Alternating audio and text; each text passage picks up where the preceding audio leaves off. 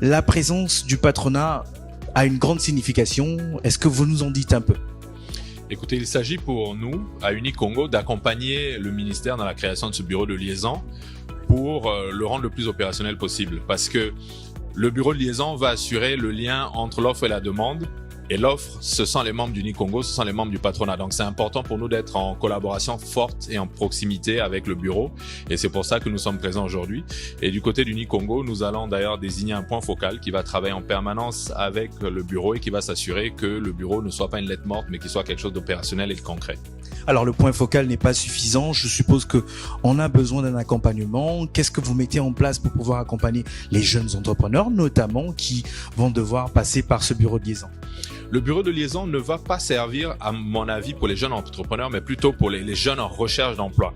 Pour les jeunes en recherche d'emploi, nous sommes déjà en train de travailler avec nos adhérents sur l'identification des profils, les besoins qu'ils ont en congolisation des postes, pour des profils de haut niveau, des profils de cadre, afin que les demandeurs d'emploi qui viendraient de France et d'Europe plus largement ne soient pas déçus en ne trouvant peut-être que des offres d'emploi trop bas niveau. Donc on veut s'assurer de l'adéquation de l'offre et de la demande, que le niveau des postulants soit au niveau des offres.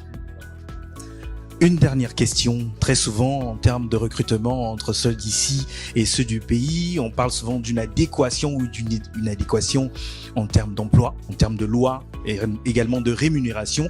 Est-ce que vous nous rassurez ici également que les jeunes qui seront recrutés ici auront à bénéficier des avantages évidents par rapport à la loi?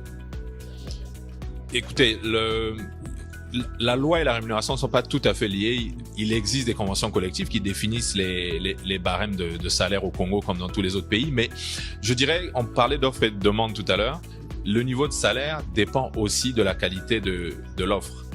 Si la personne qui présente son dossier auprès d'une entreprise est d'un niveau suffisant, a l'expérience à l'international suffisante, il n'y a aucune raison qu'on ne soit pas à des niveaux de salaire d'expatriés, moins bien évidemment tous les avantages en nature que les expatriés ont du fait d'être expatriés. Dans le cas d'un Congolais qui rentre dans son pays, il n'y aura que la partie salariale, mais une partie salariale qui sera bien au-dessus, je dirais, de la moyenne congolaise. Donc c'est peut-être ça qui peut effrayer les demandeurs d'emploi en Europe en se disant qu'on va venir sur des niveaux de salaire.